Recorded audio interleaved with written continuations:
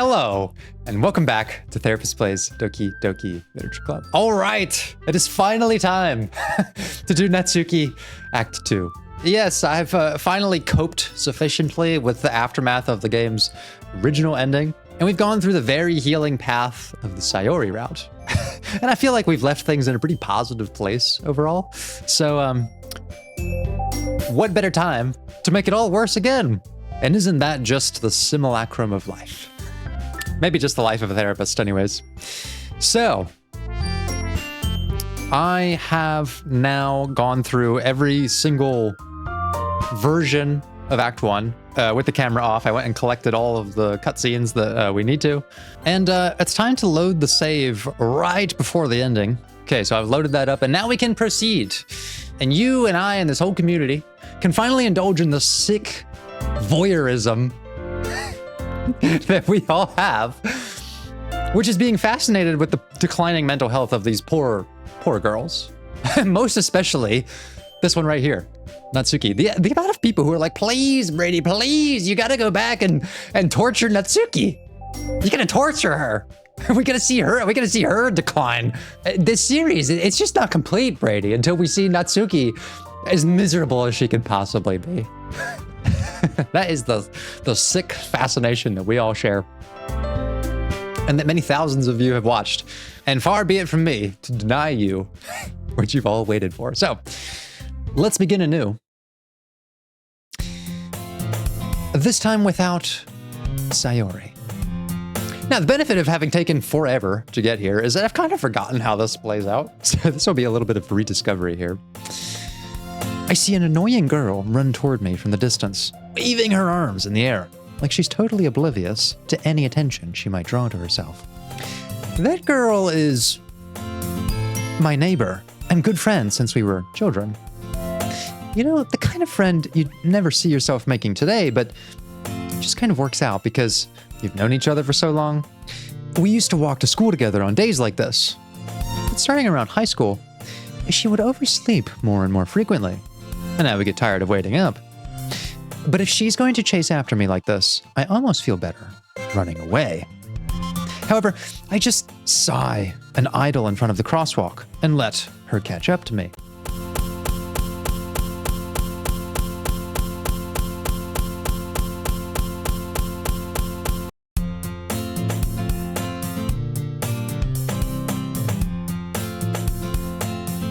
It's an ordinary school day, like any other. Mornings are usually the worst, being surrounded by couples and friend groups walking to school together. Ah, man, I know this feeling as someone who is maybe disclosing more personally than I normally do. Single. And I have a sort of a hyper awareness for being in public and just seeing how many people out in public are not single. Like everywhere I fucking go, it's just couples everywhere. Couples and friend groups. It's actually hard for me to parse who out there is like me, just going it alone at the cafe or wherever in the world. The zoo. You know how many fucking couples there are at the zoo? Every single person there. If you've ever been to the zoo by yourself, I was actually there with family members, so I wasn't technically there alone. Chime in for me. So I feel very akin to my anime counterpart here, who seems to be of the same sensitivity, I guess I will say, to seeing that everyone around you seems to have found somebody already. Meanwhile, I've always walked to school alone. What episode are we on? Is this like episode 20? It's time for the real therapy to start. I always tell myself it's about time that I meet some girls or something like that. But I have no motivation to join any clubs. I'm perfectly content just getting by on the average while spending my free time on games and anime. Let's not account for how many hours of my life outside of my job I dedicate to this project here. There's always the anime club, but it's not like there'd be any girls in it anyway. You don't know that. You don't know that, anime Brady. There's lots of anime girls out there, real ones. Girls who like anime. Check in if you're one of the OG viewers of the channel who might have seen a video that I put up when I was still an anime channel that was called My Anime Identity Crisis or something like that, in which I discussed going to like a local anime shop dressed like a pretentious therapist with a turtleneck.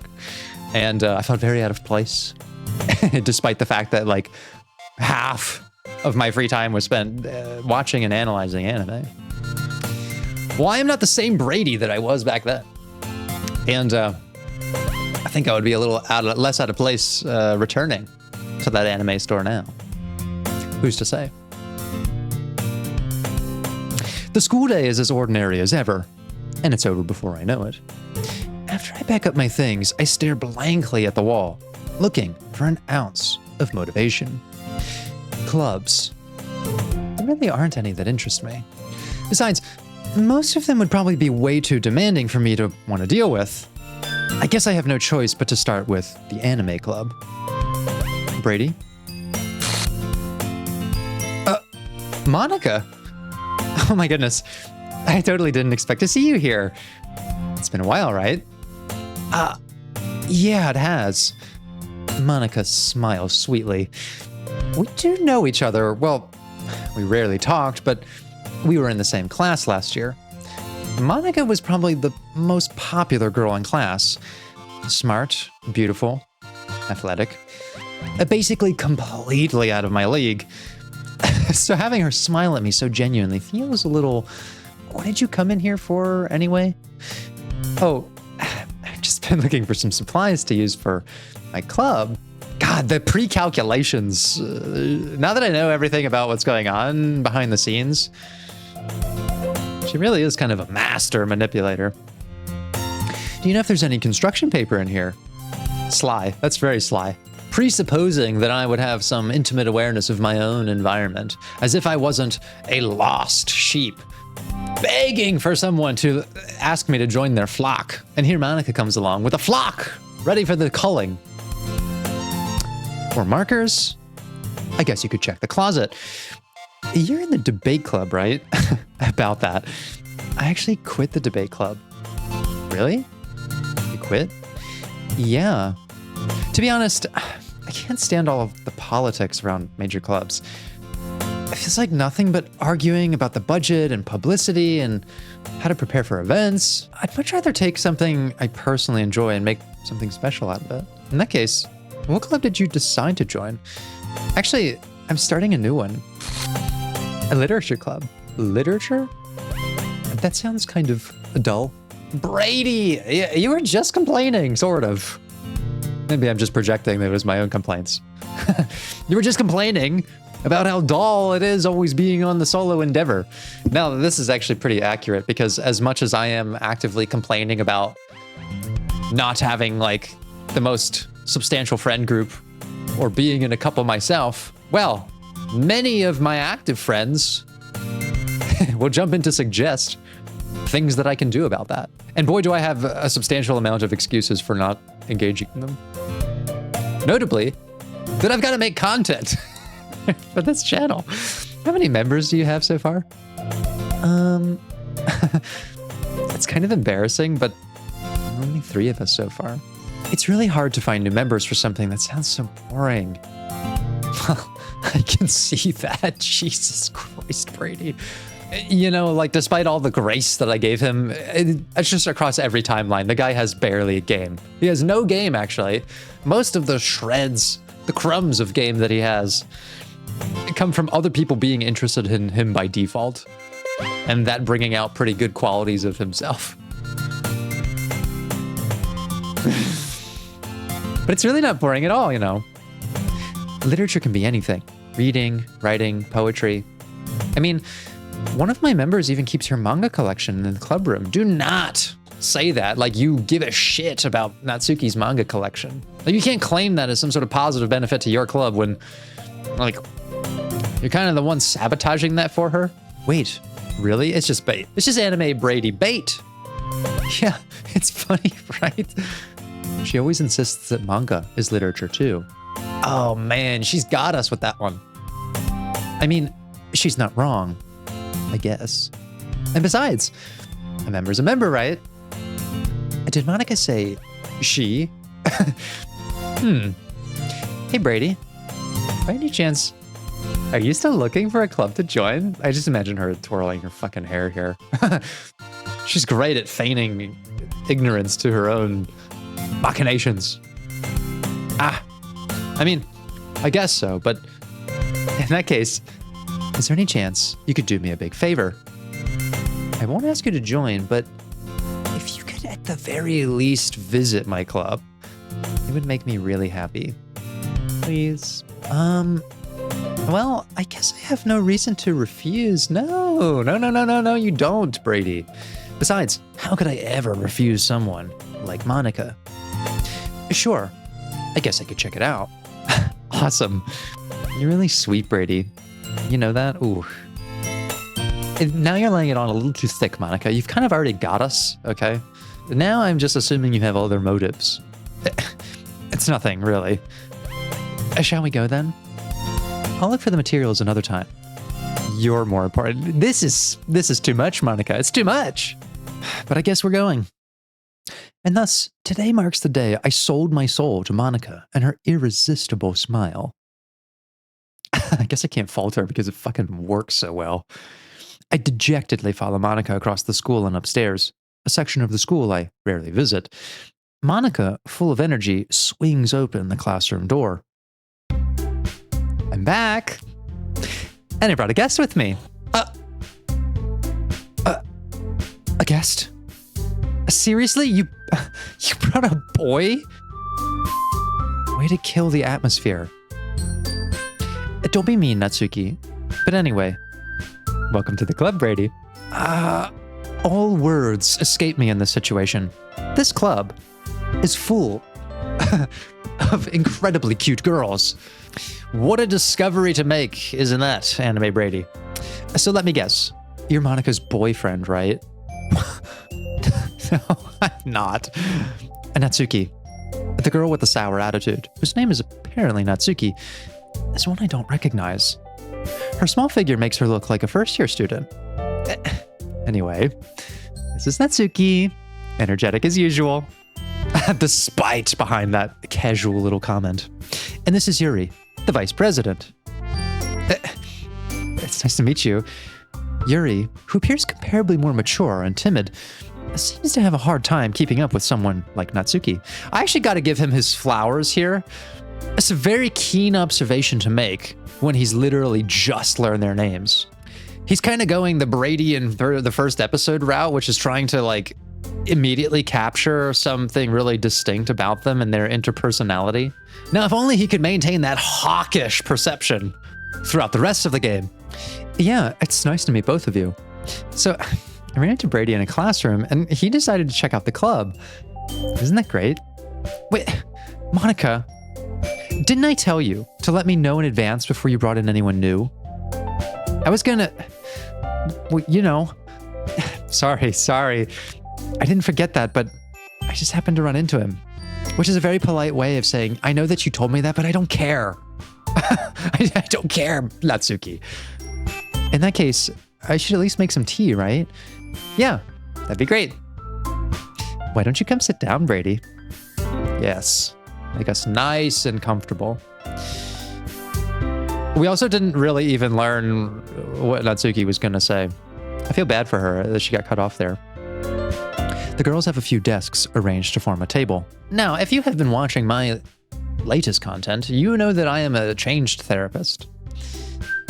And I've actually been trying to reorient myself away from a model of therapy and a view of people's mental health that looks at them as people suffering from an illness and puts them in the context of people struggling, but ultimately having the capacity to adapt to those struggles. And rather than focusing on the pathology, the sickness that someone carries around, essentially what is the origin of their illness, and trying to understand what is the origin of their healthiness. Because I would have normally said something like, well, this is kind of a problem for Natsuki. Clearly, it elevates her anxiety to not feel like she had the ability to anticipate what was going to happen, and that this has really thrown her off her game in some way. And I would still identify that as a problem. However, I actually think the focus is better started on how she came to learn this about herself, because that's a really important thing to know, that like I require some preparation. Now, if you want to improve that and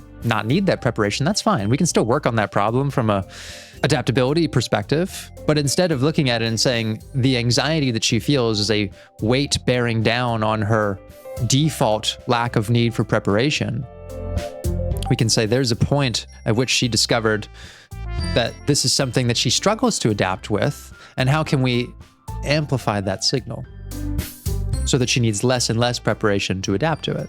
And anticipation is like actually a big part of like whether or not you're going to experience a lot of anxiety. The analogy that I always use to explain to people is the pool scenario, which is that if you're walking beside a pool and you decide to jump into it, you're probably having a good time. If you're walking beside a pool and you get pushed into it, the exact same outcome happens, but you're more likely to be stressed about the outcome because there wasn't an anticipation of it, but you would have been fine knowing that you were going to choose to do it. Now that's kind of the situation that Natsuki is in right here, right? Like she was simply asking Monika for some preparedness. Like, hey, look, if I'm going to be in the pool, I'd like to know that I'm going to be pushed. Preferably, I actually have enough time to prepare if jumping in the pool is actually even something I want to do, as in inviting more people to the club. But there's some middle ground between that, which is you would have a higher tolerance to it, despite not wanting it, if I were to tell you I'm going to push you into the pool. Like, you'd still be displeased about the result, but you'd be able to brace for it. There's also a situation where you're walking next to a pool and I say, it's possible that you could fall in, but you don't know if you will. Like, you'd still be at least on somewhat of an alert for it. At the extreme end of that, like I'm nowhere near a pool, but I'm still worried about falling in. Now that's like anxiety displaced from a context, which is like, I'm doing really well in school, but I'm still worried I'm going to fail. Like, it doesn't really make sense for me to worry about being pushed in a pool when I'm actually nowhere near one. So your proximity to the thing and your preparedness for it, they can change your adaptability to it. Natsuki here just advocating for, you know, some more upfront understanding of what she's getting into, because there's like some things about herself she probably has to tune up and dial in. If she knows she has to socialize with someone new, especially if it is a boy. And the same is true for Anime Brady. I mean, he didn't know that he was going to be walking into a club of cute girls. At best, he just assumed there would be just Monika. And the boy is stunned, unsurprisingly. So I'd start there and say, okay, if our anticipation of a stressor impacts the level of manageability about it, but there's a certain amount of anticipation that is unhealthy, where we're anticipating something we're in no close proximity to, then I would want to fine tune that self-awareness that says you can tell when you have that physiological response that says, oh yeah, I'm close to a stressor. And let's learn to be more adaptable to stressors that are ones we can see clearly, ones that we can't see, ones that are more likely than others. I also think it matters who pushes you into the pool. Like if it's a stranger versus like a sibling or a friend or a girlfriend, right? Like that's going to change things. And I don't think that it's a small amount of the picture that it is Monika who did not tell Natsuki, who she already has a kind of avoidance or hesitation with because of her controlling nature. It feels more like Monika just pushed her into the pool when she could have gently told her there is a pool and it's possible that you could fall in, or someone's going to be jumping in with you, or whatever. All of those things will change the condition of Natsuki's response there. And this would be like such a universal skill that we could develop and say, yeah, how did you deal with the situation where the boy joined the literature club, and how did you adapt to that? And are there other situations like your tests, like going home when you know your parents are fighting, or whatever, that we can apply those resiliency factors to, that we'd be learning about there? Yuri walks to the corner of the room and opens the closet. Meanwhile, Monika and Natsuki sit across from each other. Still feeling awkward, I take a seat next to Monika.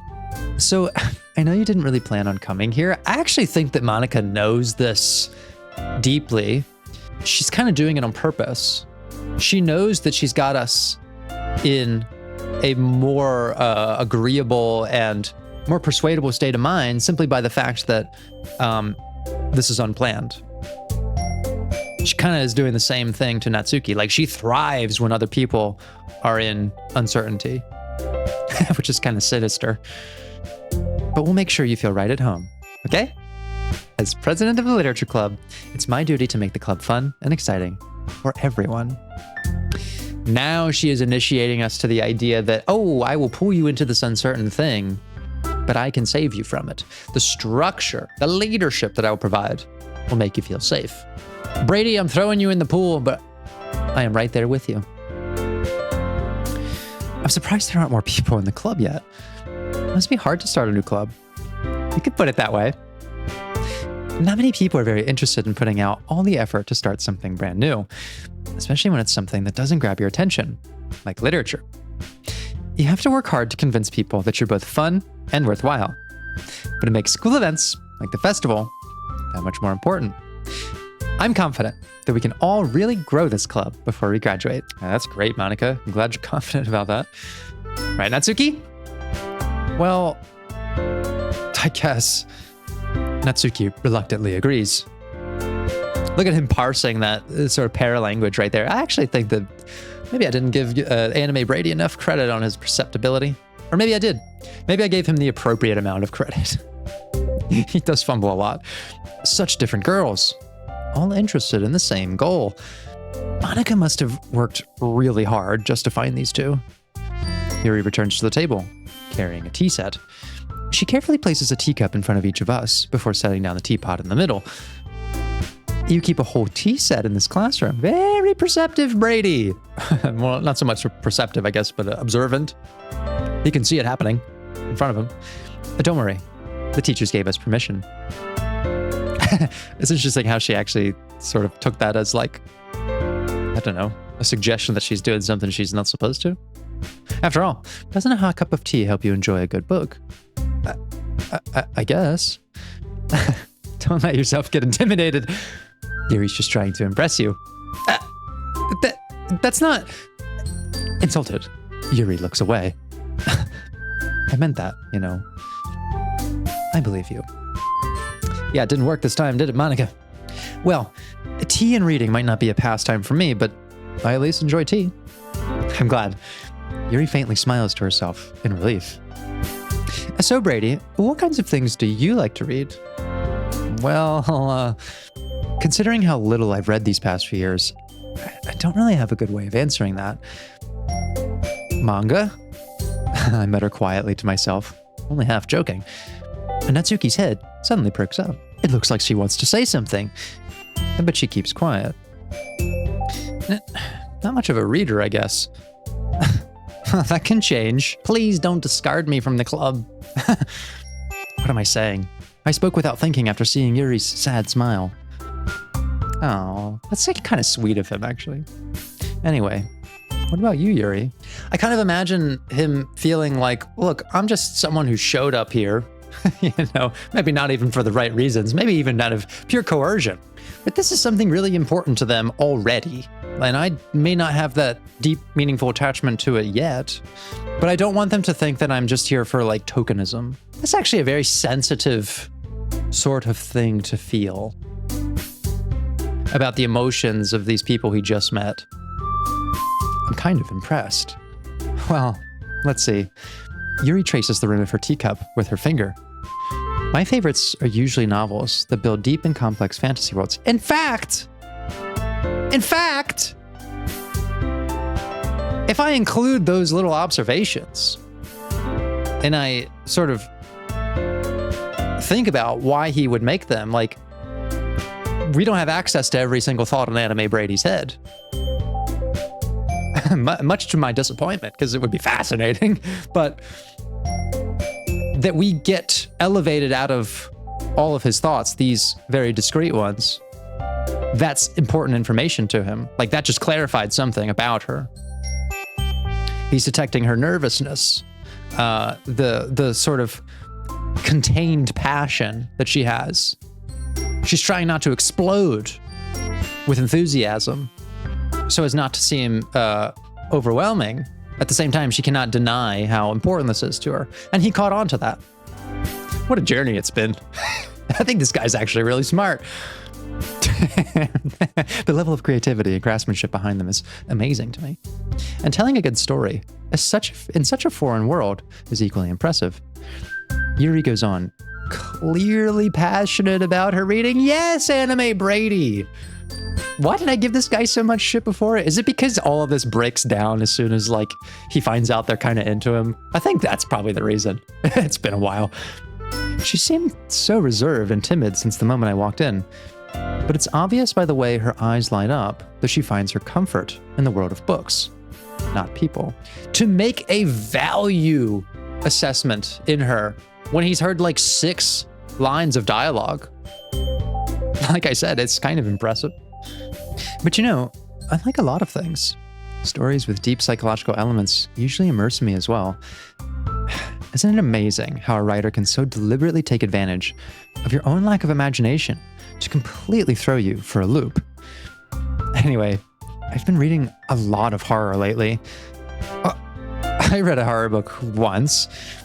I desperately grasped something I can relate to at the minimal level. At this rate, Yuri might as well be having a conversation with a rock. Don't put yourself down like that, Anime Brady. I'm rehabilitating your reputation here until you say some caveman shit, and then I might relapse on that. I'd expect that from you, Yuri. It suits your personality. It sounds petty now, doesn't it? Oh, is that so? Look at the difference between the way that Anime Brady made an observation of her, which illuminated her passions and got her to feel more comfortable with him, and a very similar observation, but different, being made by Monica, which might actually make her a little more nervous. Really, if a story makes me think or takes me to another world, then I really can't put it down. Surreal horror is often very successful at changing the way that you look at the world, if only for a brief moment. Well, she might not have caught on to Monica saying that in a way that's like, yeah, you're actually really fucked up. That's why you like that stuff. Ugh, I hate horror. Why is that? Well, Natsuki's dart over to me for a split second. Never mind. Then he caught that. Hawk-eyed Anime Brady. That's right. You usually like to write about cute things, don't you, Natsuki? What? What gives you that idea? You left a piece of scrap paper behind last club meeting. It looked like you were working on a poem called... Don't say it out loud. And give that back. Fine. Natsuki, you write your own poems? Great catch, Brady. Well, I guess sometimes. I actually think he's handling this pretty well. Why do you care? I think that's impressive. Why don't you share them sometime? No. Natsuki averts her eyes. You wouldn't like them. Not a very confident writer yet. I understand how Natsuki feels. Sharing that level of writing takes more than just confidence. The truest form of writing is writing to oneself. You must be willing to open up to your readers, exposing your vulnerabilities, and showing even the deepest reaches of your heart. Girl, preach. Which is why, as time goes on, I like to open up to my readers on occasion. Do you have writing experience too, Yuri? Maybe if you share some of your work, you can set an example and help Natsuki feel comfortable enough to share hers. I guess it's the same for Yuri. We all sit in silence for a moment. Hey, I just got an idea. How about this? Natsuki and Yuri look quizzically at Monica. Let's all go home and write a poem of our own. Then, next time we meet, we'll all share them with one another. That way, everyone is even.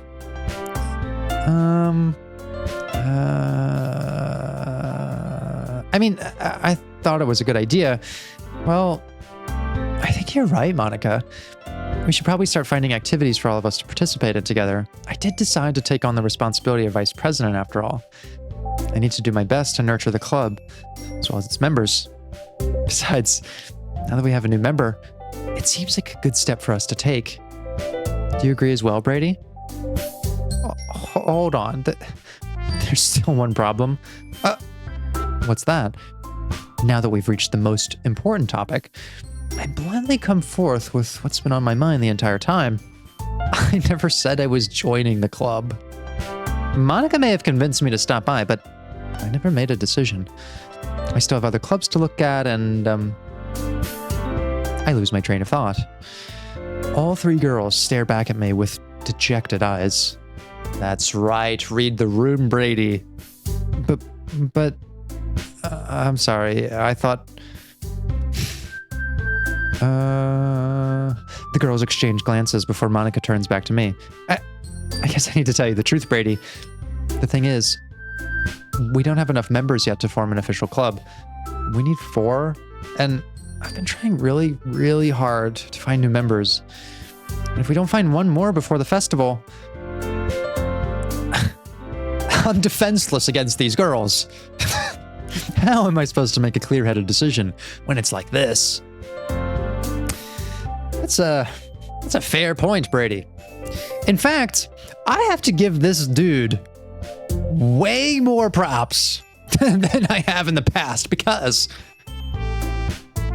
this is actually a very essential skill in the resiliency model. Because one of the things that you need to be attuned to focus on adaptability instead of just pathology is the fluctuations in your emotions and physiology that affect your decision making and may affect your ability to adapt effectively to things. And that detection is similar to a sense, right? We have our 5 senses, right? All the classics. But we also have interoception, which is your sense of your physiological and emotional changes. So this is things like hunger. Like hunger is, you're similar to touch and maybe even hear it if your stomach is growling, but like that sensation is something that you have internally. It's your sense of temperature fluctuations. It's your sense of heart rate elevating, thirst, lack of energy, the need to go to the bathroom. Like these are all sort of physiological and psychological sensations that fluctuate given different kinds of sensory input and environment and time of day and energy levels and all kinds of stuff. And so this is actually really important to learn to listen to and to respond to if you want to become more adaptable and resilient to things. A statement like this, how am I supposed to make a clear-headed decision when it's like this, is kind of like him taking account for, I feel nervous. Like I've noticed the sensation of nervousness. It's not taste, it's not touch, it's not smell, it's not sound, it's not sight. Those are giving him the sort of input that are allowing him to sense this. But that is a physiological and psychological change that he's experiencing that says, whoa, the quality of my thinking is lower or harder to commit to because I feel intimidated and cornered and like I don't want to disappoint these girls. Like that's actually a really perceptive thing to have for yourself. This is a skill that we can train and develop, which is helpful when you're trying to work on difficult things. Like what causes you to have more stress? If we're working on addiction, what are the sensations that start to come up when we experience a craving? Was there a physiological change that preempted the psychological change where we started to bargain with ourselves and say, oh, well, maybe if I only just, use this one time, or maybe only on weekends. And like those thoughts don't just come out of nowhere. They're usually going to be influenced by this. So that's very insightful of him to take notice of that this is like impairing his judgment. I would feel terrible for letting everyone down in this situation.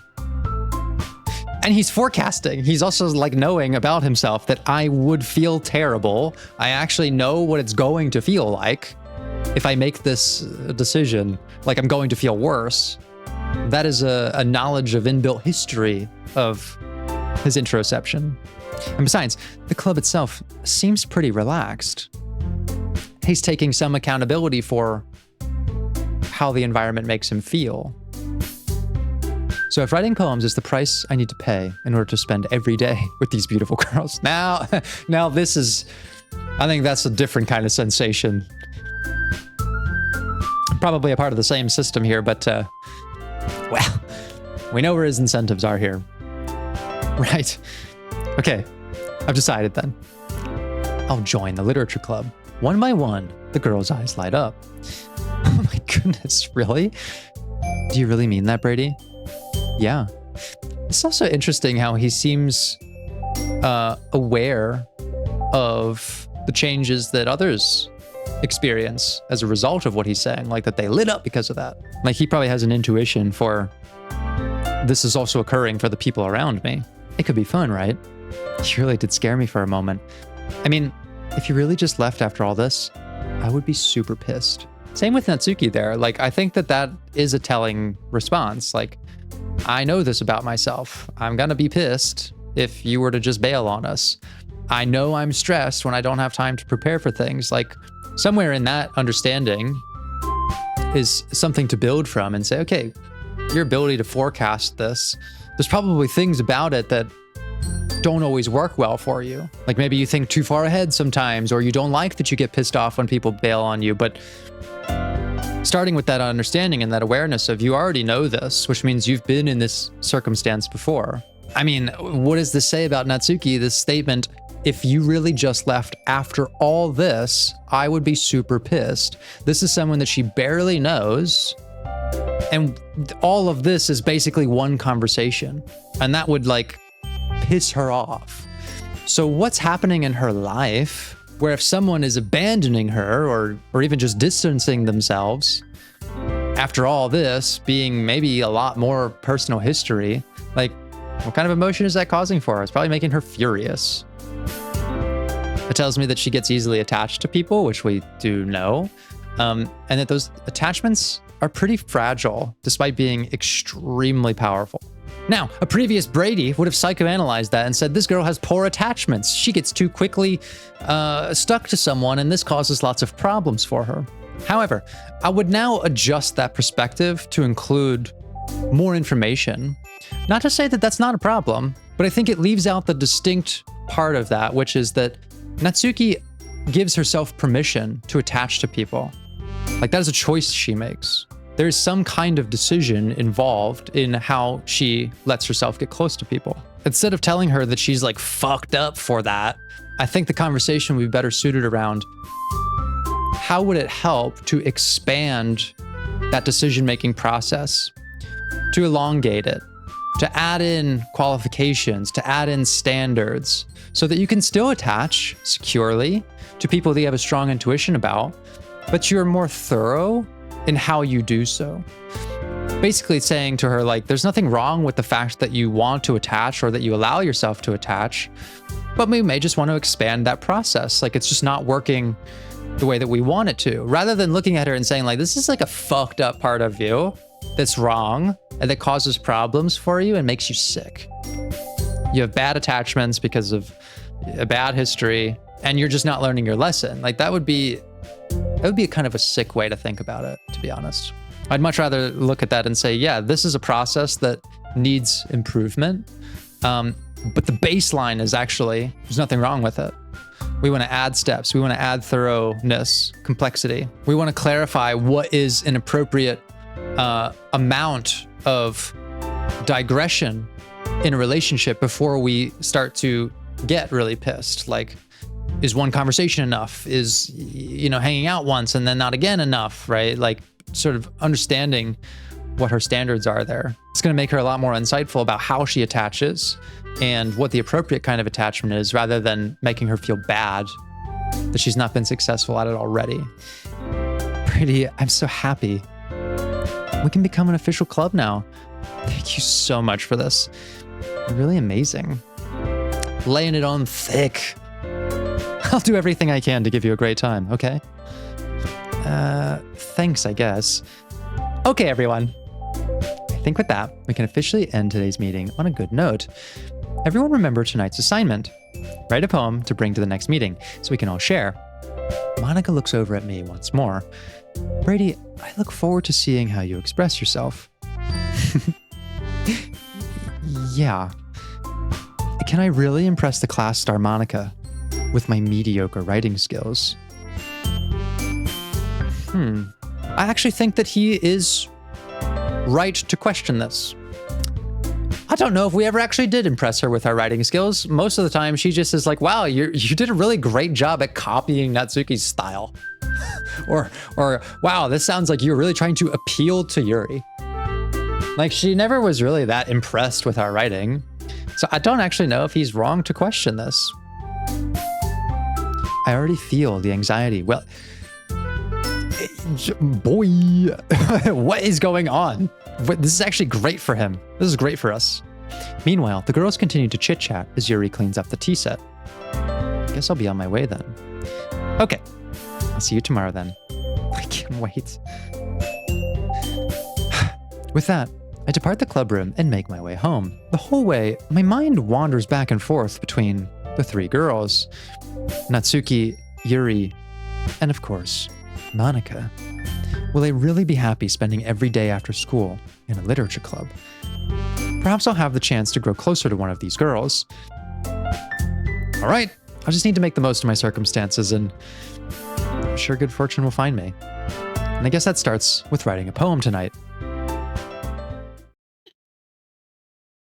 What is going on here? Who is this man? Who is this Brady? Giving all this fucking, these fucking compliments to this anime counterpart who I had very slanderous things to say. Well, I just think that some of the perspective shift I've had about people really does try to make more positive assumptions about them. That doesn't blind me to their problems in any way, nor does it remove any responsibility to work on and address those problems. But it does actually feel better, more humane, to start from the position of what already makes this person adaptable. How do we want to improve that if it's not working entirely the way that we want? And go from there instead of like obsessing about what's wrong with people. Like it actually makes me feel negative about the world and people when I stay in that mindset. Like as an intuitive sense of dressing down someone's problems and what's wrong with them. Like it's not actually any more difficult to ask the question, this person's got a lot of problems. What are they currently doing to adapt to it? If it's not working, can we expand that? Rather than saying, oh, this person has a problem. Here's their symptomology. This is how sick they are. Can we remove those symptoms and make them sort of raise up to their baseline of healthiness? I'd rather assume a baseline of healthiness simply by the fact that they are alive and try to understand their problems not as a sickness afflicting them, but as attempts to manage their life that don't go the way that they want. And can we improve those things? I don't know. I realize it's like kind of a hard sell for a lot of people. It's a hard sell for me as someone who's trained and educated for many years on this sort of pathology model. And I was learning about the wellness model. But, I can only explain it insofar as, right, tell you what I've been learning and try to apply this new approach in my analysis. And that's all in the abstract. What I can tell you is that my actual therapy sessions with real people, I've not felt any loss in substance or like slowing of progress working on things. In fact, it's felt quite accelerated. And I also walk out of those sessions feeling a lot better, and so does the client. Imagine that, making more humane assumptions about people's resiliency and trying to understand them in the context of what makes them healthy and certain things don't, and how can we shift them to make us healthy, versus here's what's wrong with you. Here's what makes you sick. I guess I'm just not as sold on the idea anymore of talking about what's wrong with people actually helps them in any sort of real way. Can you hear me? All right. It's time to choose some words. And of course, we're going to choose the Natsuki ones. I feel like I've like memorized this list at this point. Okay.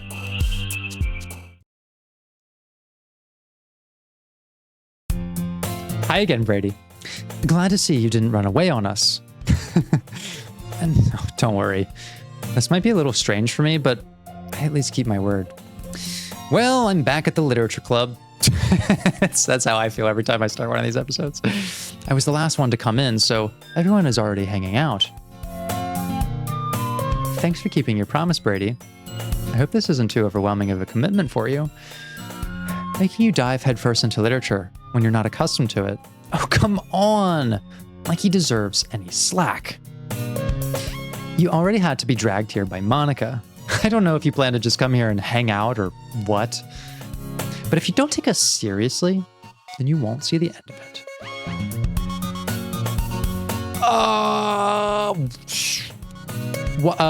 What's that, Monica? Monica? Natsuki finds herself stuck between saying Monica and manga. A manga is literature. Swiftly defeated, Natsuki plops back into her seat. I'm sorry, Brady. We'll make sure to put your comfort first, okay? Yuri shoots Natsuki with a disappointed glance. Anyway, and now that you're in the club and all, perhaps you might have interest in picking up a book to read? Well, I can't really say no either way. Like you said, I'm in this club now, so it only feels right for me to do something like that, if you ask. Wait, I didn't mean it like that. If you really don't want to, then forget I said anything, I guess. No, it's not that, Yuri. I want to try to be part of this club. So even if I don't read often, I'd be happy to pick up a book if you wanted me to. Are you sure? I just felt like, well, there's vice president and all.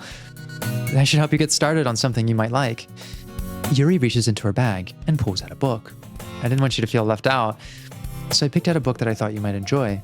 It's a short read, so it should keep your attention, even if you don't usually read. And we could, you know, discuss it if you wanted.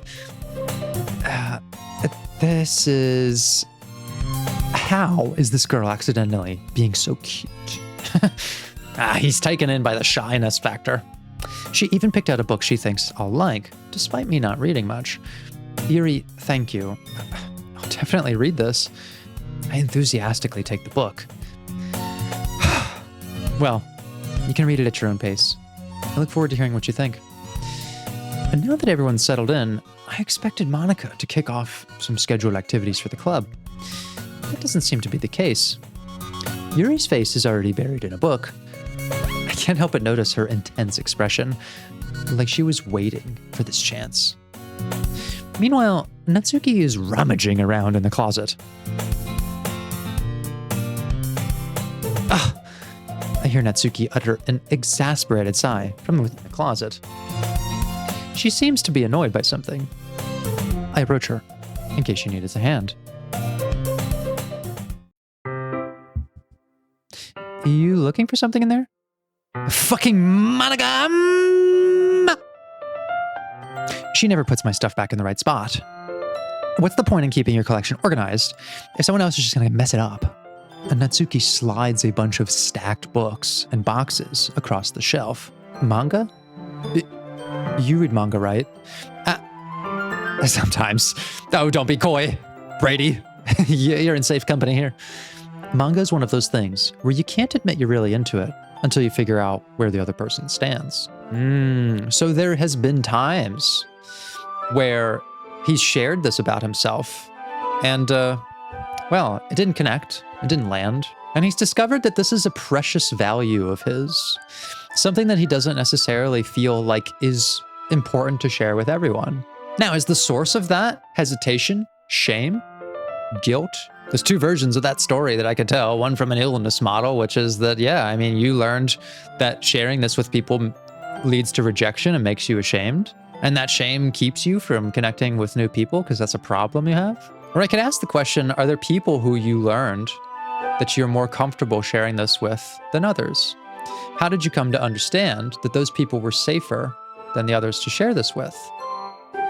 What about yourself did you discover that told you this is a safe person and this is not? What does listening to your intuition tell you about what a safe person is to share this with? I mean, we're talking about the same fucking thing here, right? And there was a genuine experience of shame and guilt and rejection and all of that stuff. But those things don't need to be the fuel that we burn to understand how he's going to improve.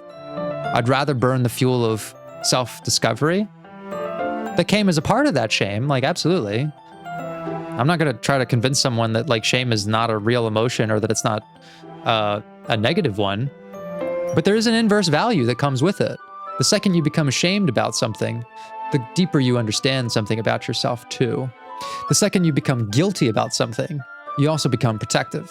And the moment you've been rejected by something, there are new synaptic bridges that build a pathway of understanding about what causes relationships to break down. That's often not used to our benefit, and we use that rejection to be avoidant and fearful of new situations. But it's also a very worthwhile question to ask. How did that rejection clarify what was important to you about a relationship?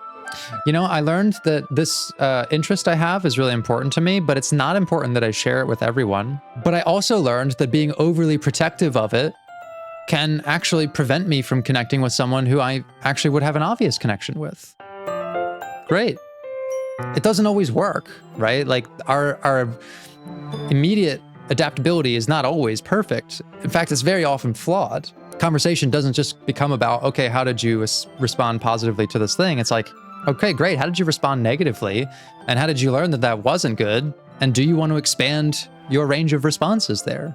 In fact, I would use the very same skill that we talked about that Anime Brady has, that forecasting, his ability to sort of understand how am I going to feel in the future. I'm going to feel upset or terrible if I reject these girls, for example. That's a very important part of his like interoception, right? And if he says, well, most of the time I feel like my stress about talking about my my manga is at an 8, well, how would a Brady who feels like it's at a 6 handle a situation like this? Well, I think that he would have an easier time just admitting that that's what he likes. Okay, well, let's talk about the process of getting from here to here. I think that's a much more worthwhile and actionable process than saying, ooh, yeah, well, tell me about your rejection. Tell me about the times where you felt really bad. It's kind of fucked up. How did you know anyway? I heard you bring it up at some point. Besides, it's kind of written on your face. What is that supposed to mean? I see. It means you've got a face for manga. There's a lone volume of manga amidst a stack of various books on the side of the shelves. Curious, I pull it out of the stack. There it is. Natsuki snatches it out of my hand. She then turns to a box of manga and slips the volume right under the middle of the rest. Much better. Seeing a box set with one book missing is probably the most irritable sight in the world. I know that feel. I get a closer look at the box that she's admiring. Parfait Girls. It's a series I've never heard of in my life. It probably means it's either way out of my demographic or simply terrible. Well, Brady, maybe you shouldn't assume that Natsuki has trash taste. Those perceptions started to break down. If you're going to judge, she clocked him, you can do it through the glass on that door. She points to the classroom door. I wasn't judging anything. A little bit. I didn't even say anything. It was the tone of your voice. Also, a point in Natsuki's favor for her interoception, right? Her inner detection of like that tone of voice makes me feel judged. Like, because this isn't just physiological changes. It's not just like, oh, I feel nervous now because people are putting me under pressure to make a decision like Anime Brady was under. Interoception is also this. It's like that tone of voice made me feel judged. Like I noticed that sensation of being judged come up. And she was correct. But I'll tell you one thing, Brady. Consider this don't judge a book. In fact, Natsuki pulls out the first volume of Parfait Girls from the box. I'm going to show you exactly why. She shoves the book right into my hands. I stare at the cover. It features 4 girls in colorful attire, striking animated feminine poses. It's exceedingly moe. Don't just stand there. Natsuki grabs my arm and pulls me out of the closet. She then takes a seat against the wall, beneath the windowsills.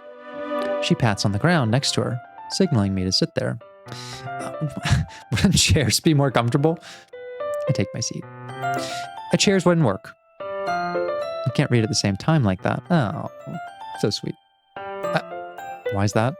I guess it's easier to be close together like this. Don't just say that. You'll make me feel weird about it.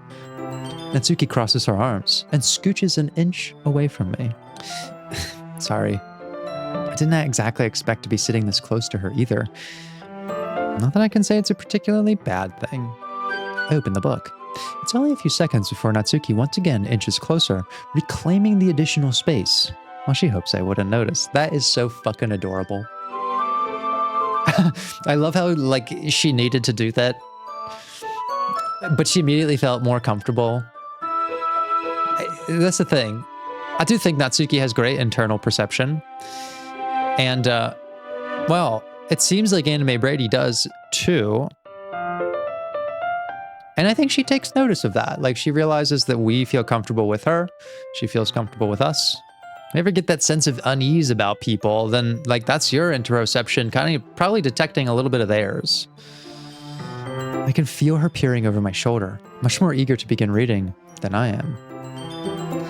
Wow, how long has it been since I read the beginning? You don't go back and flip through the older volumes every now and then? Not really. Maybe sometimes, after I've already finished the series. Hey, you paying attention? I am, but nothing's really happened yet, so I can talk at the same time. Looks like it's about a bunch of friends in high school. Typical slice of life affair. I kind of grew out of these, since it's rare for the writing to be entertaining enough to make up for the lack of plot. Are you sure this isn't boring for you? It's not. Even though you're just watching me read? Well, I'm fine with that. You say so. I guess it's fun sharing something you like with someone else. I always get excited when I convince any of my friends to pick up a series I enjoy. You know what I mean? You don't? It's not... Well, I wouldn't really know. Oh. Now, poor baby! I know I commented on this last time, but, like, what a special thing that we're providing for her, you know? This new experience that she's unfamiliar with, of being able to share something with someone else. It's beautiful. What do you mean? Don't you share your manga with your friends? Oh, Brady. You're fumbling now. Jeez. This is not the thing to say here. Could you not rub it in? Jeez. Sorry. Like I could ever get friends to read this. I just think manga's for kids. Look what she's done, though. Okay, this is the same girl who, in just the course of this episode, like, we're starting fresh, right? No prior history. This is day 2 of Literature Club. She just met someone in the club, a boy, no less, someone she was pretty hesitant about, and immediately clocked that he shares an interest, and she's put herself in a position she's never been in before, which is to share this with her when she's had a long history of being hesitant to do so, and she's pushed through the uneasiness about being judged for that. All because she has a sense that the attachment she has to us might be worth it. Like, this might all be worth getting over the hesitation that she has to do this. I'd say that's a pretty adaptable set of qualities. I don't think it would be fair to say, oh, well, this is a girl with poor boundaries and lack of self-esteem, a person unable to lead by values choices because anxiety interrupts them. I think she's taken a pretty thorough account of how she feels in our presence, that we're a safe person to try this out with. And the same thing is happening for us, like that we're reciprocating that, and that she's, you know, one of the few people that we've gotten the opportunity to do this with. I can't even bring it up without them being all like, you still haven't grown out of that yet. And despite that experience, she is like bringing, you know, us into this interest of hers. Makes me want to punch them in the face. Ugh, I know those kinds of people. Honestly, it takes a lot of effort to find friends who don't judge, much less friends who are also into it. I'm already kind of a loser, so I guess I gravitated toward the other losers over time. Oh, Brady. But it's probably harder for someone like you. Huh. Yeah, that's pretty accurate. Wait, which part? I mean, I feel like I can't even keep it in my own room. My dad would beat the shit out of me if he found this. Okay, so these do seem to be like I think before we saw that some were like Monica overriding the character's thoughts, but they're also kind of like the deeper held insecurities of the characters. Now, my immediate reaction to this, again, trying to actually start from a position of how is the person adapting to this situation before I get into what's the problem and how do we work on it. That's still a part of this process. We're just starting from what makes this person adaptable already. Natsuki is probably someone who doesn't have a lot of male interaction. That's evident by the fact that she was surprised to find a boy in the literature club to begin with. And the dominant male figure in her life is an abusive father. Someone who shames her and actually physically abuses her over something completely innocent, which is her interest in manga, which makes me fucking sick to my stomach. And the thing that stands out to me is that she is choosing to share this interest with a male who she just met, and she somehow feels safe doing that. Like the fact that she is not categorically avoidant of that experience because of this is actually fucking amazing about her, and actually amazing about Brady too. Like that he can be a person for her without even knowing it that makes her feel safe like this. Like I actually think that makes him a pretty stand-up fucking dude. At least it's safe here in the club room. So Monica's kind of a jerk about it. I just can't win, can I? Well, it paid off in the end, didn't it? Yeah, it's not great that Monica, like, you know, picks on her and messes with it and that sort of thing. Like, this is not just a hobby and an interest for her. It's like a pretty meaningful representation of something that she chooses to still do despite it coming with severe physical harm. Like she actually gets fucking abused over the fact that she likes this stuff and she still holds it preciously. Like that is a self-protection of her own esteem. Could be manga, could be the way that she dresses, could be fucking anything. And that she's so protective of it, even though that there's major consequences for it at her fucking home. And she's still willing to share it with someone else and stand up for it when someone like Monica messes with her. What an incredible person I think that makes her. Again, this is not just like a toxic positivity way of thinking about psychology and just, oh, let's just talk about what's great. She's got a lot of problems, clearly. As a result of the stress in her environment at home, she does overly attach to people. We've seen some of those insecurities come out. She has a tendency to be aggressive herself at times. She is frequently jealous, petty, confrontational, salacious. When she talks about Yuri, those are still problems. We're not denying the existence of those problems. We're looking at those and saying, well, are those the intended outcomes? Are those the desired coping routes from the stressors that you have? And if they're not, let's expand the process. Let's look at it and say, how do we reach the destination that we're trying to? Using the skills that you already have. You're surviving this situation very well, actually. There's something about Anime Brady that makes you feel safe. There's something about Monica that despite being an unsafe person to share your interest with, you stand up to her anyways. Can we try to understand why that is and build from there? If we make the assumption that there's already some resilience factors involved, we can build a system to respond to all the other problems, rather than just symptomizing and pathologizing to a degree that's actually just going to make someone feel worse about themselves and make them feel defective. I mean, here I am, reading it. Well, it's not like that solves any of my problems. Yeah, exactly. Anime Brady reading it is not solving the problem of your abusive father. However, you deciding that he's a safe person to do this with, despite what would be an obvious assumption by anyone, which is that you'd have a hard time trusting men with this interest. That's not solving the problem of what's going on at home, but it is actually like quite a significant chunk of the problem of not coming away with that, with an impairing level of self-doubt and avoidance. Maybe.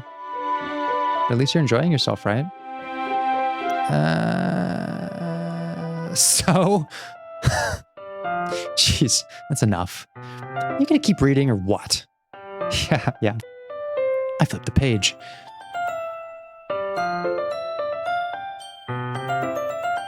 Time passes. Natsuki is strangely quiet now.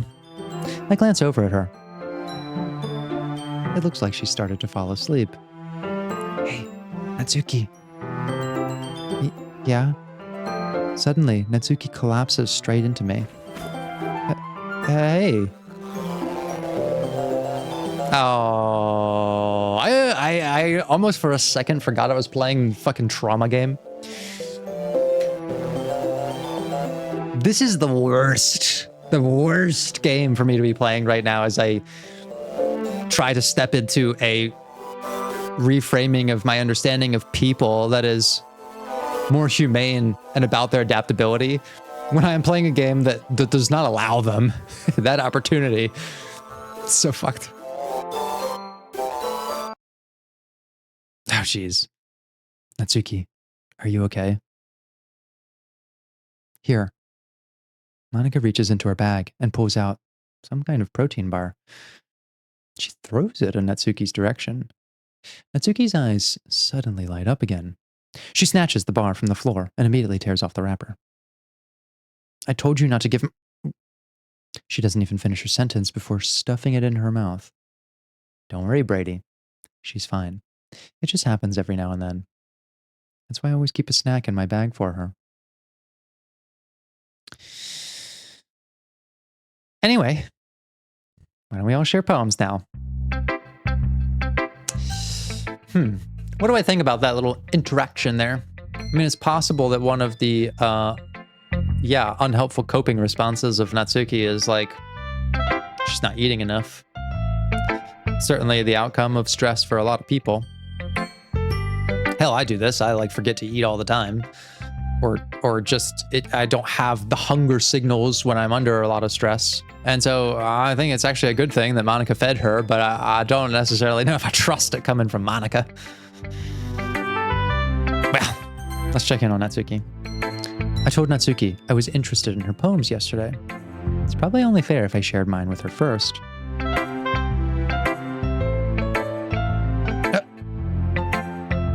Okay, well, let's start with the things I don't like. First of all, Natsuki rereads my poem. Never mind. I don't feel like giving you my opinion. Damn. Then what's the point of sharing in the first place? I wrote this when I could have been doing other things. In fact, remember how I said I wanted to read your poems? That's what I had in mind when writing this. I want to help you feel comfortable enough to share yours. Oh, sweet boy. Like Monica said. Well, I'd be more comfortable sharing my poem if yours was really bad. You're supposed to show me some dumb poem and make me go, ha! Well, it's not that great, but let me show you what real literature looks like. And you went ahead and ruined it. I hope you're happy. See, like, this is one of her problems. Like, I think it's completely fair and justified to say people got problems and you have to work on them. She's impulsive. She's bratty. She lashes out. And her quick, impulsive judge of character is also the appropriate expected response when she has to constantly make threat assessments based on minor tonal changes from a parental figure in her life.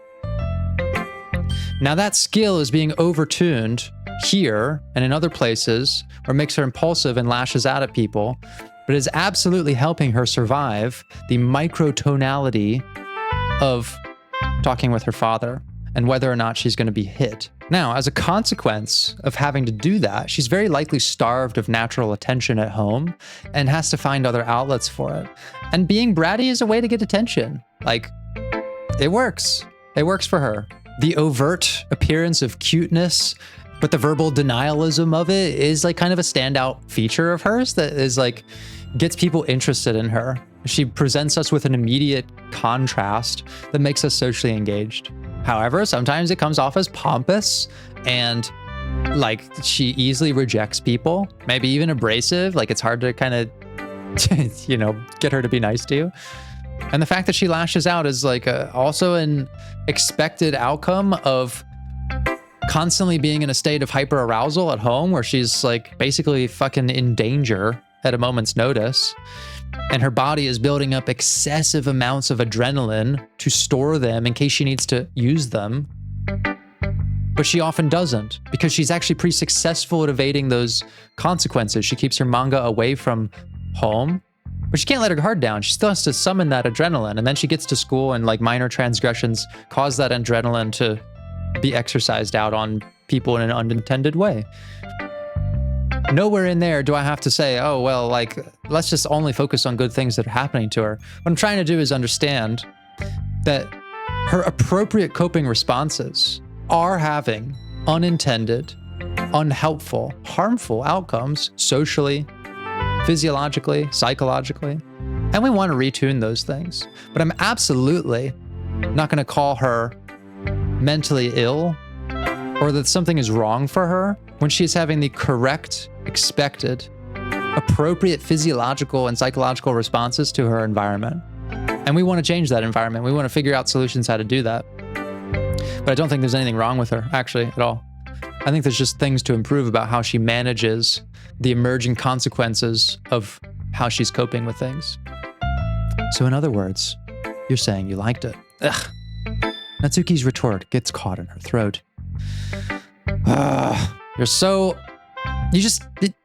You don't understand anything, do you? I already told you. You don't have to go announcing it to the world like you're not self-important. Pretty sure you never actually said that. I say that mostly to myself. Natsuki must really hate me or something. I can't figure out if it's a win or a loss that she liked my poem.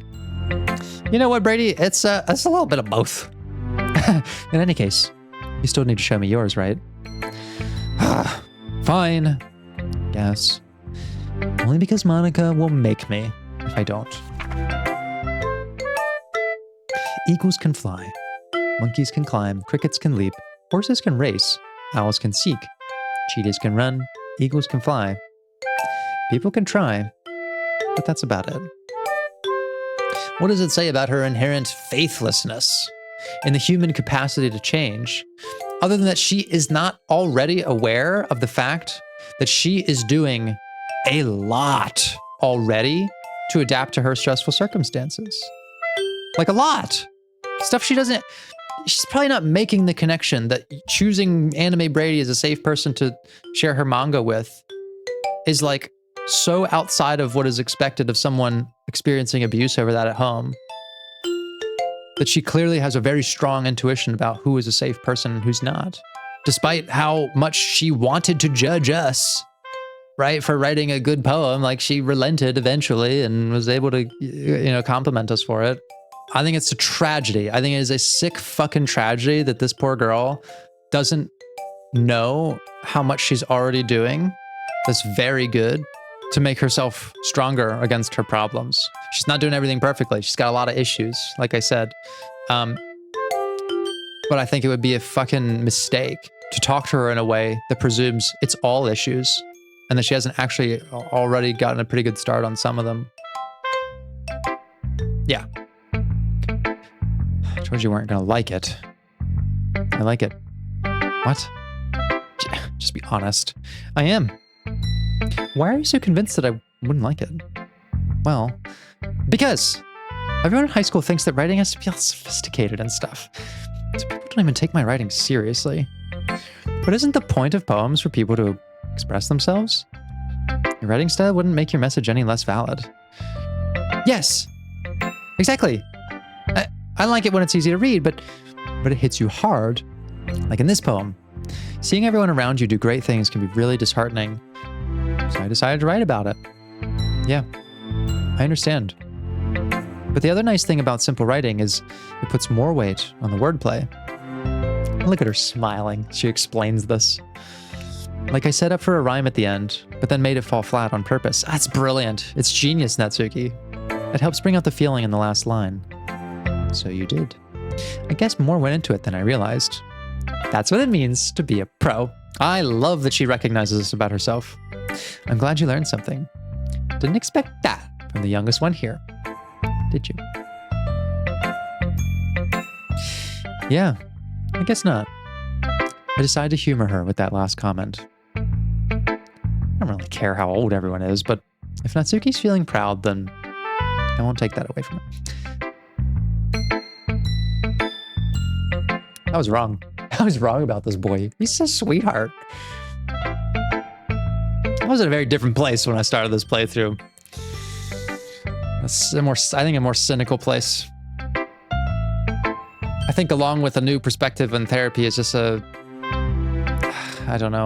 more optimistic outlook on humanity. And what better person to revisit my perceptions of than poor old anime Brady here. Let's check out Yuri's poem next.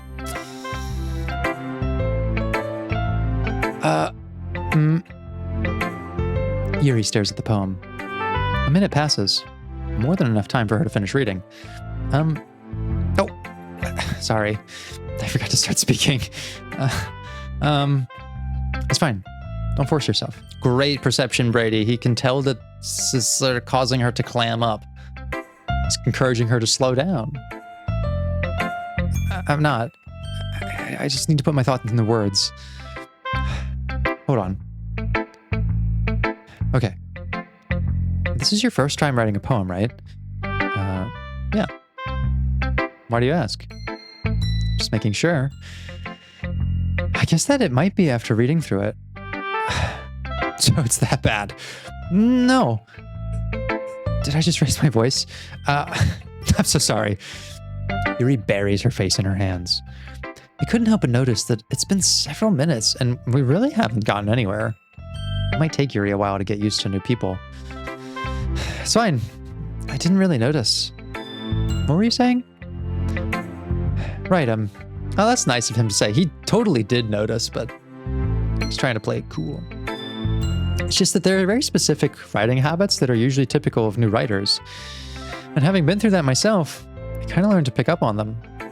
I think the most noticeable thing I recognize in new writers is that they try to make their style very deliberate. In other words, they tend to pick a writing style separate from the topic matter, and they form fit the two together. The end result is that both the style and the expressiveness are weakened. Once Yuri finds her train of thought, it's as if her demeanor totally changes. Her stammering is completely gone, and she sounds like an expert. That's because she kind of is an expert, Brady. Good job picking that up. Of course, it's not something that you can be blamed for. There are so many different skills and techniques that go into writing even a simple poem. Not just finding them and building them, but getting them to work together is probably the most challenging part. It might take you some time, but it all comes with practice and learning by example and trying new things. I also hope that everyone else in the club gives you valuable feedback. Natsuki can be a little biased, though. Bias? How?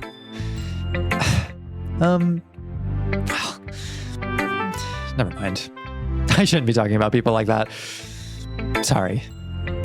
Now, Yuri is going to be a complex one to also analyze from a wellness model, considering we know what she also goes through. And I think the kind of conversation to have around situations like hers is not too dissimilar, which is to say that Yuri experiences a psychological, emotional, and physical discomfort, and the way that she responds to it carries a lot of risk. And her perception of that risk is sort of blunted, as she doesn't know how far she can take it to a degree that it becomes unhealthy or actually, in this case, harmful and even life-threatening.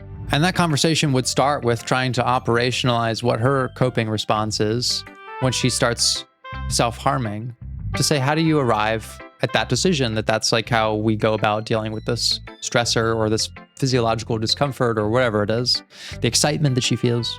And as she sort of goes through it, like, she's going to expose a lot of unhealthy habits and ideas. And we're going to be curious about whether there are alternatives to those ideas to reach different results. And I'm not going to focus on Yuri, that's bad, you're bad, and provoke a lot of fear and shame and guilt in a way that actually, in most cases, makes people, like clients, when you talk about self-harm and suicidal ideation, like, it makes them not want to ever talk about it with anyone else ever again. Why? Because it makes them feel sick. It makes them feel like there's something broken about them, and it makes them feel bad to talk about it and share it with someone else and to be judged by that person, or to be looked at in a way that they're like some kind of danger by association. She makes an attempt to control a physiological discomfort, and she goes about it in a way that's not helpful. Her instinct is correct, though. I have to do something to relieve this tension. That's not a flawed stage of solving her problem. We'd then want to go into distinctions and ask, are there times where you find that tension is more easily managed by something else, where you don't have to resort to this cutting?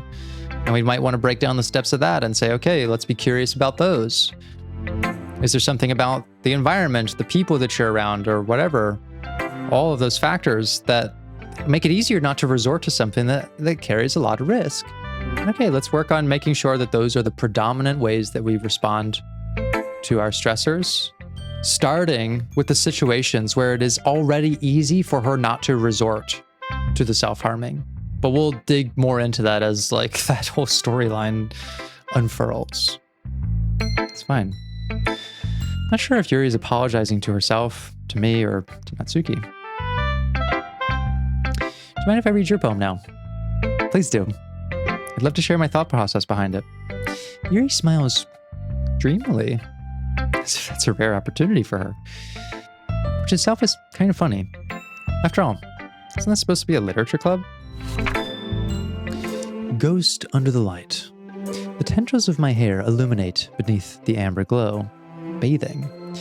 It must be this one, the last remaining streetlight to have withstood the test of time, the last yet to be replaced by the sickening blue-green hue of the future. I bathe, calm, breathing air of the present, but living in the past. This is Brady's dramatic read. The light flickers. I flicker back. Yeah, I mean, coming back to this one, I feel like there's a theme of discovery and comfort in like something that's scarce. This like last flickering streetlight and this kind of relationship that she has with it. It's withstood the test of time. So like there's a kind of endurance to the streetlight that she admires. Potentially is something that she aspires to herself, right? Something that can endure the stress that time puts on everyone, that life puts on everyone. At the same time, while there's endurance in a street lamp that stood the test of time, it's flickering, which is a very fragile kind of visual. And so she flickers back. And I actually like that contrast, like something that's very strong in its foundation, but the way that it expresses itself is actually very gentle. Something she can relate to a lot, I think.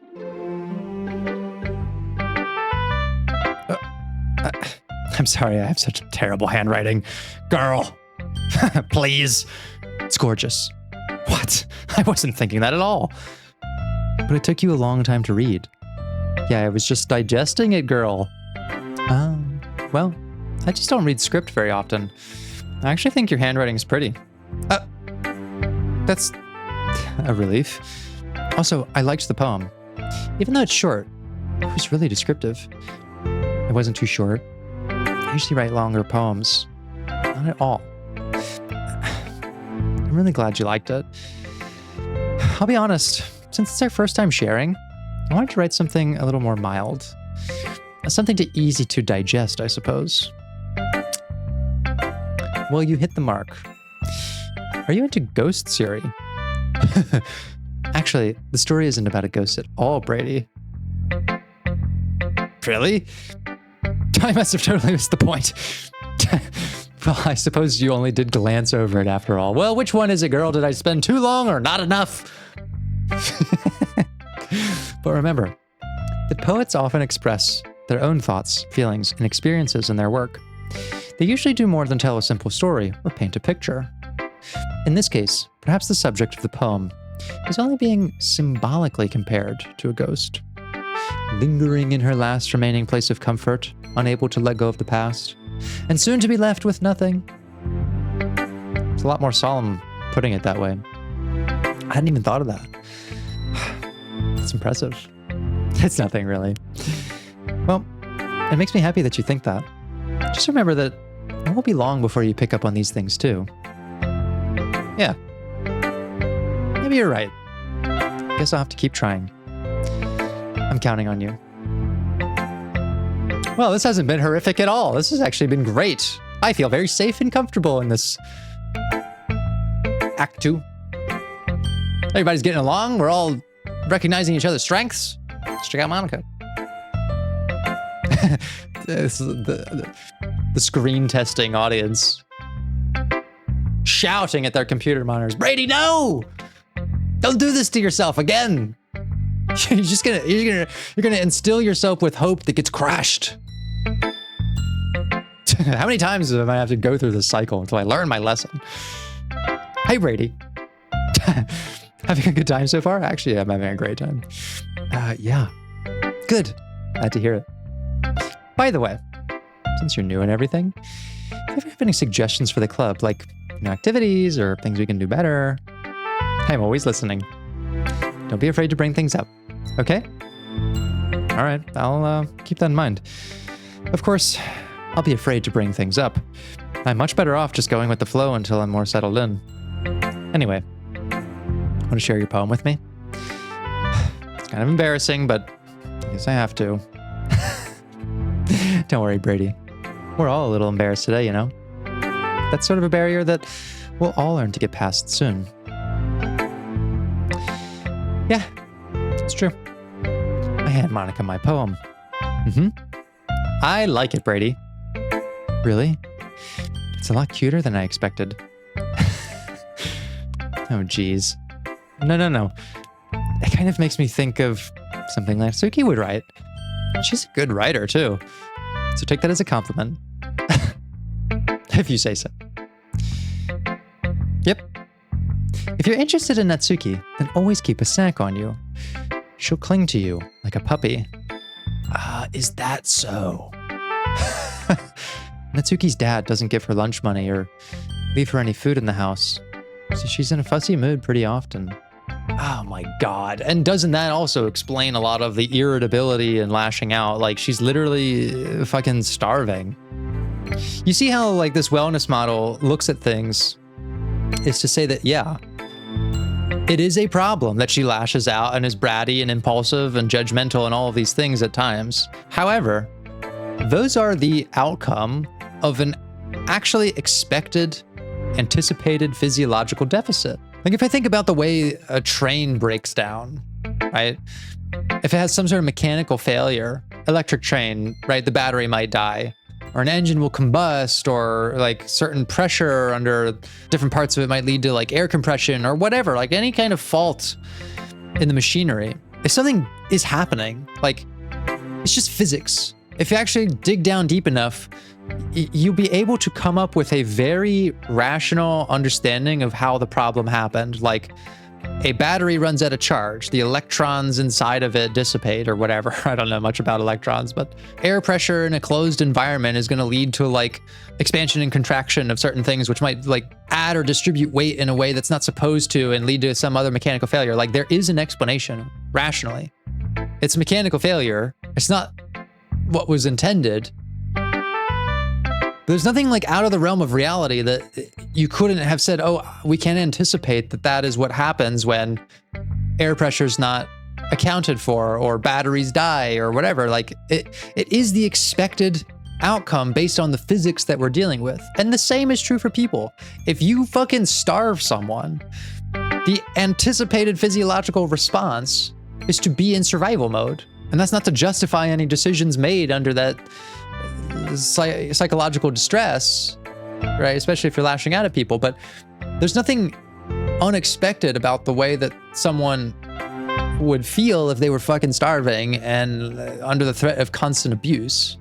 Like, it actually makes complete sense why Natsuki shows up this way and has the issues that she does. But that doesn't mean she has a fucking disorder, an eating disorder, right? It means that the expected physiological response is that a starving person, their rationale will be infused with desperation and urgency, and the clarity of their thinking will be lost. Same could be said for Monica. Like, it's kind of expected that if you learn your fucking reality doesn't exist, that like you would also start to decompensate and have a lot of weird behaviors. The problem is not that it is happening. The problem is that it is going unmanaged, right? That's sort of the central idea of thinking about problems from a wellness perspective. It's not an error of physics or reality that a starving child under the threat of abuse has issues. The issues are unmanaged and we should work on them, absolutely. But it's nothing to scratch your head about. Like, it's kind of fucked up, the situation that she's in. But sometimes she just loses all of her strength and shuts down. Like earlier. This is just a guess, but I think she's so small because her malnutrition is interfering with her adolescent growth. But hey, some guys are into petite girls too, you know. That's whoa, Monica. That's not the pairing of subjects that I would necessarily make. Some dudes are into malnutrition. Sorry, just trying to look at the bright side. Me too, girl. Me too. But there's a methodology to this, okay? It's not as simple as just focus on the bright side. It's requiring a complete rewiring of a lot of common psychological perspectives. Anyway, do you want to read my poem now? Yeah, let's carry on. Don't worry, I'm not very good. You sound pretty confident for someone who claims to not be very good. Well, that's because I have to sound confident. That doesn't mean I always feel that way, you know. I see. Well, let's read it then. Hole in wall. But he wasn't looking at me. Confused, I frantically glance at my surroundings. But my burned eyes can no longer see color. Are there others in this room? Are they talking? Or are they simply poems on flat sheets of paper? The sound of frantic scrawling playing tricks on my ears. The room begins to crinkle, closing in on me. The air I breathe dissipates before it reaches my lungs. I panic. There must be a way out. It's right there. He's right there. Swallowing my fears, I brandish my pen. So I really like how she starts right in the middle, in media res, because that's how she discovered her life, like as this character, like in the middle of things, in the middle of a drama that she doesn't have an origin point for. That's quite disorienting. It's also a discovery that we are being ignored, like, but he wasn't looking at me. Like, not only am I coming into understanding of myself in the middle of this story that I didn't choose to be a part of, but I'm also not the center of it. But he wasn't looking at me. We were looking at Sayori or Natsuki or Yuri. Confused, I frantically glance at my surroundings, like I sort of scope what the walls of my reality are. But my burned eyes can no longer see color. Are there others in this room? Are they talking? Are they simply poems on flat sheets of paper? Are the people I'm interacting with real at all? The room begins to crinkle, closing in. Yeah, she's feeling trapped. She's panicking. And she sees us as the way out.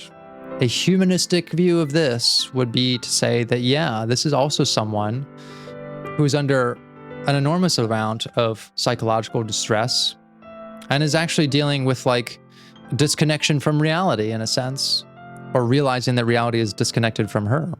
It's the expected response that an inherent sense of meaningfulness about her relationships would occur. I do not think that makes any of the choices she makes justified, but it does help to explain why she makes them. It's not a problem that she has lost meaning because meaning was ripped away from her. The problem is that she doesn't manage it well going forward. So what do you think? It's very freeform, if that's what you would call it. I imagine him he's learning now the language of critique. Sorry, I'm really not the right person to ask for feedback. It's okay. Yeah, that kind of style has gotten pretty popular nowadays. That is, a lot of poems have been putting emphasis on the timing between words and lines. When performed out loud, it can be really powerful. What was the inspiration behind this one? It's a great question to ask, actually. Well, I'm not sure if I know how to put it. I guess you could say I had some kind of epiphany recently. It's been influencing my poems a bit. Girl, same. An epiphany. Yeah, something like that. It's interesting that she didn't change to her, pose where she's normally really enthusiastic. Like, it actually carries the tonality of like something like an epiphany. Like, it's not necessarily a good one. I'm kind of nervous to talk about deep stuff like that because it's kind of coming on strongly. Maybe after everyone is better friends with each other. Anyway, here's Monica's writing tip of the day. Sometimes when you're writing a poem or a story, your brain gets too fixated on a specific point. If you try so hard to make it perfect, you'll never make any progress. Just force yourself to get something down on the paper and tidy it up later. Another way to think about it is this. If you keep your pen in the same spot for too long, you'll just make a big dark puddle of ink. So just move your hand and go with the flow. That's my advice for today. Thanks for listening. Now, they're all heading for such tragic things. And we can't do anything about it. I guess that's everyone. I glance around the room. That was a little more stressful than I anticipated. It's as if everyone is judging me for my mediocre writing abilities. What if they're just being nice? There's no way my poems can stand up to theirs. This is a literature club after all. I guess that's what I ended up getting myself into. Across the room, Monika's writing something in her notebook. My eyes land on Yuri and Natsuki. They gingerly exchange sheets of paper, sharing their respective poems. As they read in tandem, I watch each of their expressions change. Natsuki's eyebrows furrow in frustration. Meanwhile, Yuri smiles sadly. What is with this language? Did you say something? It's nothing. Natsuki dismissively returns the poem to the desk with one hand. I guess you could say it's fancy. Thanks. Yours is, cute. Cute? Did you completely miss the symbolism or something? It's clearly about the feeling of giving up. How can that be cute? Well, Natsuki, it's still very cute, I must say. I would even go so far as to say that it's adorable, your poem about giving up. I know that. I just meant the language, I guess. I was trying to say something nice. I actually feel like she was saying something nice and accurate. It is a cute poem. Get over it! You're very cute. You mean you have to try that hard to come up with something nice to say? Thanks. But it really didn't come out nice at all. So she has a limited tolerance for receiving feedback. And this isn't even particularly critical feedback. It's more passive. One of her many problems. Overtuned coping response. Likely stemming from a lot of the stuff that I talked about before. She's kind of walking around with like a storehouse of adrenaline and really doesn't get a lot of opportunities to defend herself. And, well, it's kind of classic displacement. Yuri is not the intended target for that emotion. It's more likely to be Dad, maybe even a little bit of Monica. But like Yuri's not intentionally being a bitch right now. Well, I do have a couple suggestions. If I was looking for suggestions, I would have asked someone who actually liked it. Which people did, by the way. Monica liked it, and Brady did too. So based on that, I'll gladly give you some suggestions of my own. First of all, excuse me. I appreciate the offer, but I've spent a long time establishing my writing style. I don't expect it to change anytime soon, unless of course I come across something particularly inspiring, which I haven't yet. So I do think that Natsuki started this fight, but Yuri is continuing it. And Brady liked my poem too, by the way. He even told me he was impressed by it. Natsuki suddenly stands up. Oh? I didn't realize you were so invested in trying to impress our new member, Yuri. That's not what I... you're just... Yuri stands up as well. Maybe you're just jealous that Brady appreciates my advice more than he appreciated yours. And how do you know he didn't appreciate my advice more?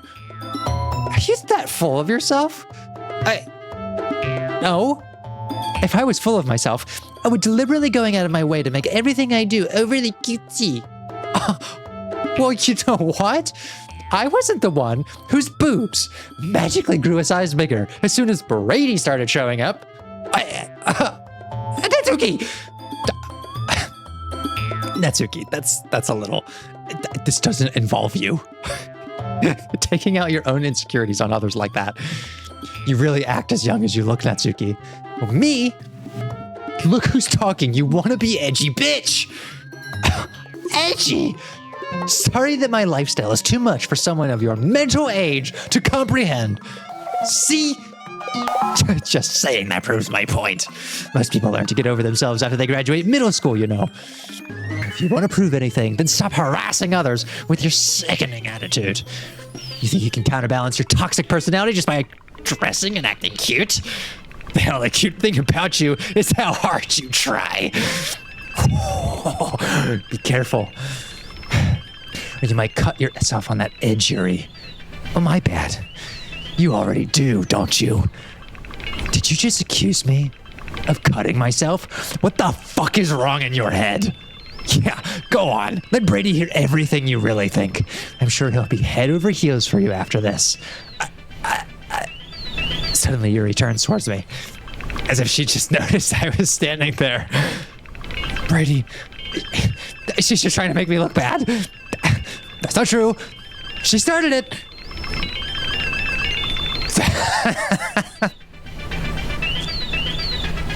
I hate everything about this. How many times am I going to have to go through this experience? I have to choose Natsuki because I'm choosing her route.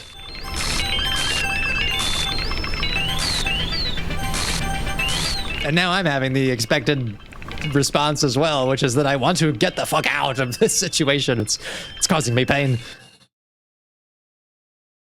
Monica! Hey, Brady. Why don't we step outside for a little bit, okay? Sorry about that. They really shouldn't have tried to get you involved. It's probably better for us to stay out of this. We'll go back inside once they're done yelling. Some president I am, right? I can't even confront my own club members properly. I just wish I was able to be a little more assertive sometimes. But I never have it in me to put my foot down against others. You understand, right? Anyway, if this makes you want to spend less time with the others, then that's fine. I'd be happy to spend time with you instead. Suddenly, Natsuki runs out of the classroom. She quickly runs away. Oh dear. Well, looks like they're done. Didn't mean it. I didn't mean it. I didn't mean it. I didn't mean it. Yuri's rocking back and forth in her desk with her palms in her forehead.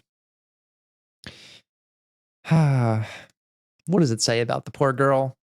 Well, we as people have a very intuitive sense, call it a part of interoception, that rocking is a soothing motion. We do it with babies. I do it with mine. Because it is something that helps us feel calm and safe. It's pretty common, actually, to do this after you've experienced something traumatic, which is to rock and self-soothe. It's a good thing that Yuri is doing that for herself and trying to reach a baseline. And she should go away from the situation saying, yeah, I had a slip up, an accident. I shouldn't have said that. That's not a part of my value system, right? It's a lot of stuff that we talked about in some of the earlier episodes of this series. She knows she acted outside of that value system just now. And it's so painful to her to do that, that she literally needs to self-soothe in a similar way that we do after a pretty severe trauma. I think that says a lot about her, actually. One, that she knows she needs to do this. And I actually think it shows a lot of positive self-interest. And that's my message to a lot of people, actually, who feel like they are in a place where they don't love themselves. Consider that actually some of the things that you do tell a different story. I had a client once who um, was not happy about the fact that they were entering treatment. And there was quite a bit of this abrasiveness and lashing out and aggressive communication with staff. And I think if you look at that at face value and just say, wow, this person's like really quite a problem, clearly they don't want to be here and don't want to help themselves and just got a bad attitude. And well, also when I spoke with them, they talked about how much they despised themselves and didn't want to get better and just have a lifelong self-hatred and all of these things. And I sat there and I thought, okay, but how does that explain why you were lashing out at people then? Like, if you felt that people were approaching you in a way that made you upset or accusing you of things or judging you, well, if you don't care about yourself at all, if you hate yourself, then how do you explain the behavior of aggressively defending yourself? Does a person who hates themselves have any interest in defending the person that they are? If you're lashing out, isn't that evidence of self-interest in some way? If nothing else, just self-preservation. Maybe it's not intentional. Maybe it's just a basic survival instinct, but I just don't know how else to explain that. Why someone would leap to their own defense so vigorously if they also held the belief that they hated everything about themselves. But to me, it just doesn't make sense. And I said that to the person, and they actually did have a similar kind of confusion about it. And I said, well, but yeah, I mean, they were doing this and they did that. And I said, yeah. And why did you feel the need to defend yourself? Well, because that's not right. It's not right for them to treat me that way, to judge me. So you're standing up for yourself. That's right. Does a person who hates themselves do that? No. You might hate parts about yourself. That's okay. I hate parts about myself too. It's okay to start there. But I don't think the story is complete by saying you actually hate everything about yourself and you don't care what happens to you. I don't think you would be leaping to your own defense if that was true. I think there's nuance to that. And I think regardless of how deep in depression or anger or self-loathing as you feel, as bad as someone like Yuri is feeling right now, as much as she might hate herself on the walk home, she should not forget that actually her instinct in this moment was to self-soothe. It's not something someone who hates themselves does. Something to think about, folks. Yuri, I didn't mean it. I believe you. I have no idea what Yuri might have said to Natsuki, or did. Brady, please don't hate me. Please. I'm not like this. There's something wrong with me today. Unfortunately, yeah, she is also aware internally that something is not right with her because this isn't really her. Like, Monica's influence is happening in the game's progression. Like, she's aware that this is uncharacteristic. And that's really distressing to feel like you're not in control of that. It's fine, Yuri. We know you didn't mean it. Besides, I'm sure Natsuki will forget all about it by tomorrow. Completely. Anyway, the meeting's over, so you can go home now if you want.